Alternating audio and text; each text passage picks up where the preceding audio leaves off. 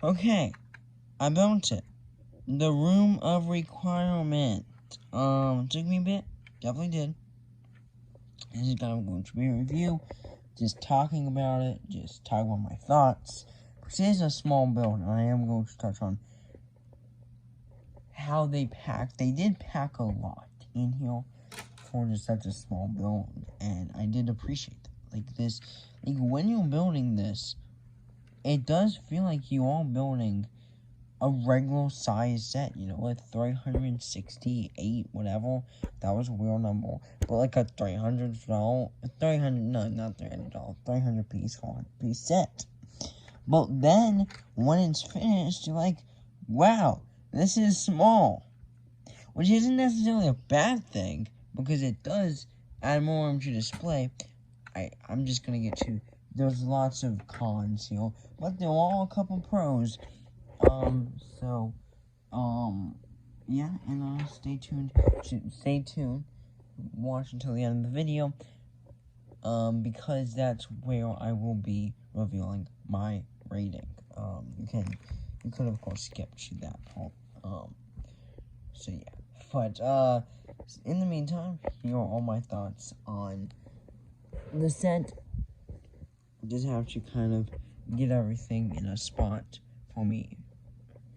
To look at. And we still have the whatever this is, the catalog. You know, let's get that squeaky toy out. And you'll see this build is very small. Like, it's not like small in the package, but when you open it up, it's, you know, big. You know, it's not that. This is definitely the size that, like, it's small. The finished project is small that looks on the box, which isn't a bad thing, because it is a small scale set. Like, it definitely isn't a set, but it could have been big. Like, you could have never, you know. And I'm just going to tell you, this is the room of requirement in the movies is the size of Snoke's throne room. I'm going to show you this right by Snoke's. As you can see, it's around the same size. This, I mean, it's a little bit small, but I feel like I remember the room of requirement being bigger than Snoke's throne room in both of the movies. I just remember, well, of course not both of the movies, because of course Snoke's throne room and the room of requirement are appeared in the same set, but the real reason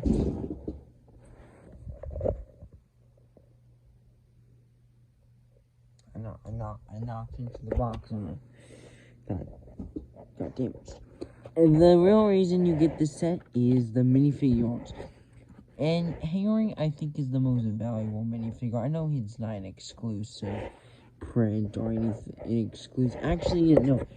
The torso is the only part that's exclusive. And I really like this design. I think it's one of the best Harry designs in any of the sets. I think it is.